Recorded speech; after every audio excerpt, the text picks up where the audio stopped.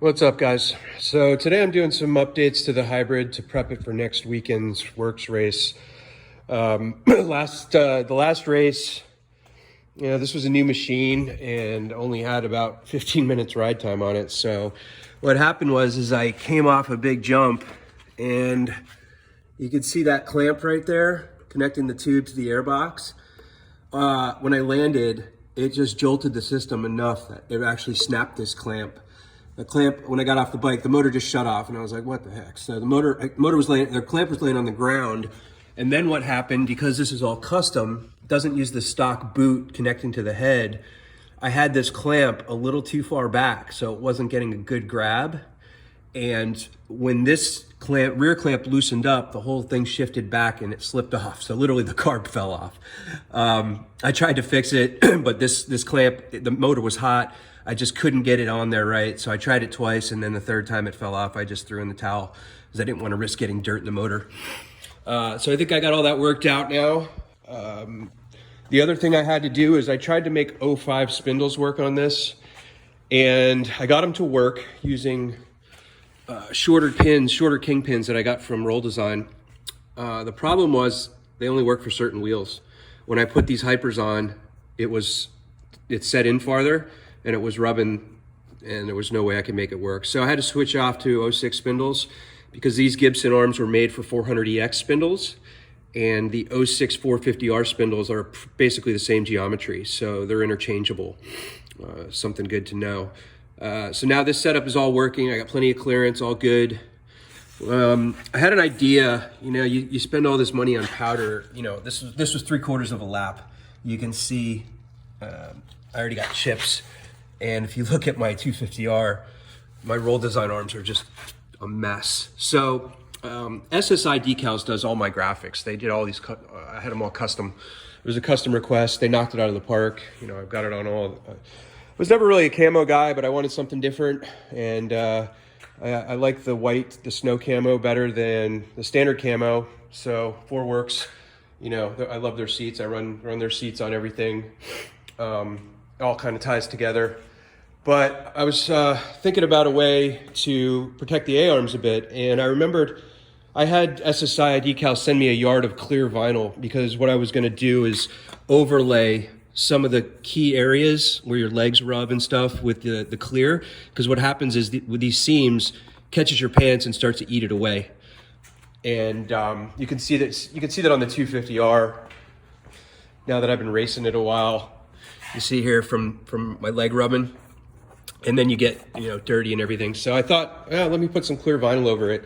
I haven't done it because I'm getting new graphics made, but I decided to cut a piece and put it on the A-arms. I'm gonna wrap the A-arms and try it.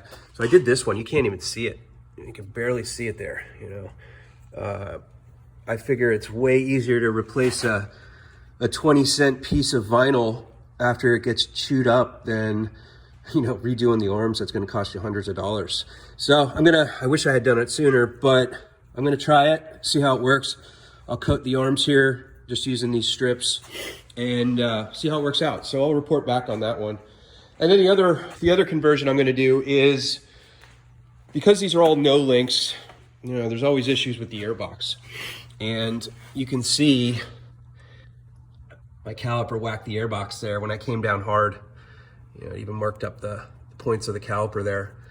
So what I'm going to do, I did the same conversion on my 250R, is Gland Innovations makes a brake stay that clocks back the rotor. So I was having the same issue with this one. It wasn't too bad, but it's only a matter of time before I really land hard and it cracks it. So what this uses is the Gland Innovation brake stay for 400EX. And it's made to fit a 450R caliper. And then you use a 400EX rotor and anti-fade. And that makes it all, clocks it back. The reason that they don't do it for the 250R is because of the pinch bolts. Because this is a bigger rotor, you're actually moving the caliper out.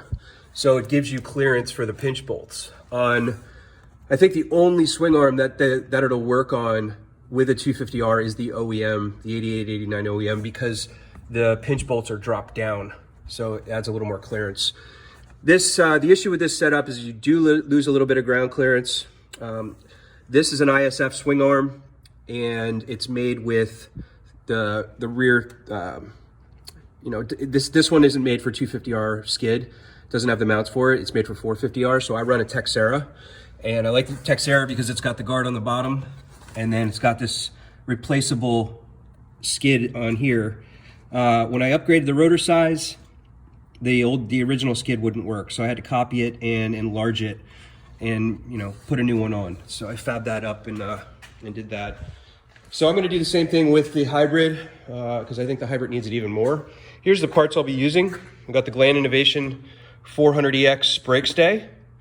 We've got our 400EX anti-fade, and you could use you don't have to use an anti-fade. You could use the regular axle nuts, the OEM. We've got a 450R brake caliper.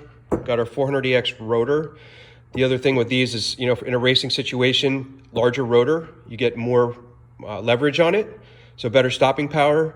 And this rotor is 3 millimeters thick versus the 2.5 250R. Most people never notice it. Honestly, the more 80% of your stopping power is in the front anyway. You lock up that rear, it's just going to slide.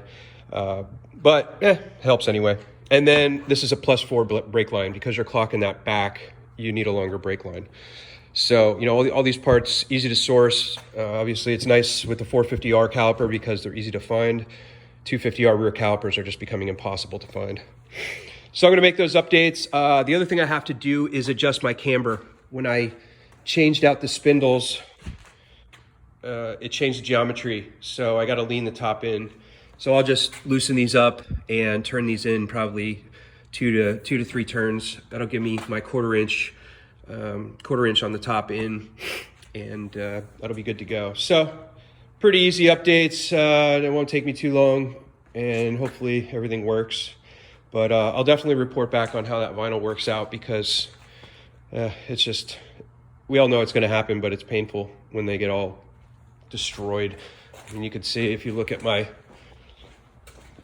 roll arms on the 250R, how chewed up they are. And this had it just been vinyl, I could have replaced it a long time ago. Now I'm sure a lot of these went through, but every little bit helps, especially the uppers don't take as hard of a hit. So I think the vinyl will work well on that, and maybe just swap it out every once in a while. So just a quick update, and yeah, I'll see you next time.